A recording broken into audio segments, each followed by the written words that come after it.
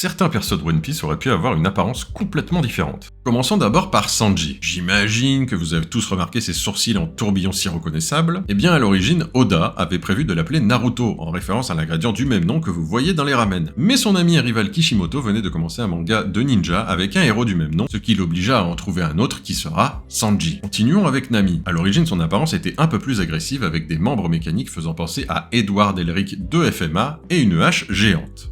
Pour le personnage de Zoro, celui-ci n'était à la base même pas prévu pour faire partie de l'équipage du chapeau de paille, mais de celui de Baggy le clown.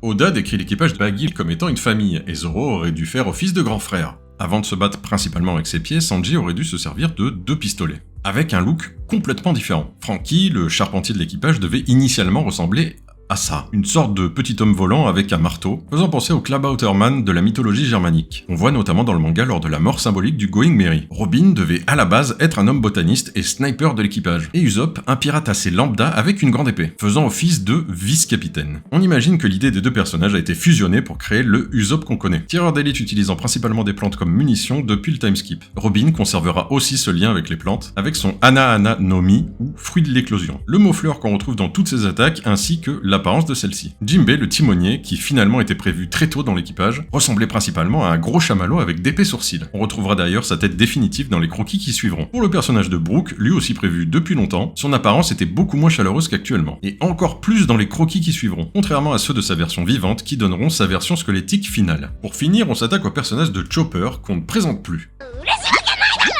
À l'origine, son design était bien moins mignon, puisqu'il aurait dû être un croisement de reine zèbre humanoïde, épéiste et fumeur de cigares. Finalement, Oda se ravisa en réalisant que ce design risquait de lui faire perdre son côté unique, puisqu'il aurait été un peu trop similaire aux autres membres de l'équipage. Maintenant que vous savez tout ça, qu'est-ce que vous pensez de ces anciennes apparences et selon vous, Oda a-t-il bien fait de les changer ou aurait-il dû en garder certaines et si oui, lesquelles ?